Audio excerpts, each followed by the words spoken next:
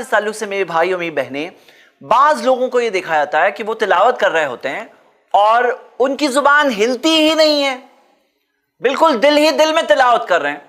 यानी कि मैं आपको बताता हूं, हम जब पढ़ते हैं तो सूरतुल फातिहा पढ़ रहे हैं तो आपकी जुबान कुछ हिलेगी ना, अल्हम्दुलिल्लाह, जैसे मैं खामोशी से कर रहा हूं, अल्हम्दुलिल्लाह, दिख रहा है आपको, हिल रही है ना।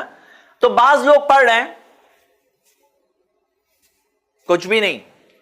अब आपके सामने मैं एक हदीस रखना चाहता हूं, जिस हदीस की बुनियाद पर उलमा ने एक बहुत बड़ी बात कही है, और इस पॉइंट को जरा भी मिस ना करिए।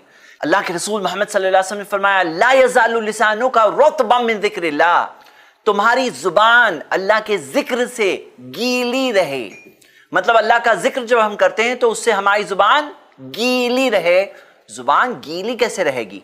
याद रखिए, जब जुबान हिलती है तो वो गीली रहती है, और अगर हिले ही ना तो सूख जाएगी। तो मतलब जिक्र के आदाब में से है। जिक्र कैसे करते हैं? जिक्र में जुबान हिलनी चाहिए। इसी वजह से उलमा इकराम ने यह फतवा दिया है कि कोई शख्स अगर नमाज में पढ़ रहा है, दिल ही दिल में पढ़ रहा है, उसकी जुबान बिल्कुल भी नहीं हिलती, तो यानी कि उसने पढ़ा ही नहीं। क्या आप समझ रहे हैं इसका मतलब? पढ़ा ही नहीं का मतलब यह है कि अगर अरकान में से कोई चीज अगर नहीं हुई, जैसे सूरतुल फातिहा अरकान में से है नमाज के, और पढ़ा ही नहीं, तो फिर क्या हो जाएगा? तो फिर यह है कि वो रुकन पूरा नहीं हुआ, पिलर नहीं हुआ। पिलर नहीं हुआ तो नमाज ही नहीं हुई। तो कितनी सीरियस बात है।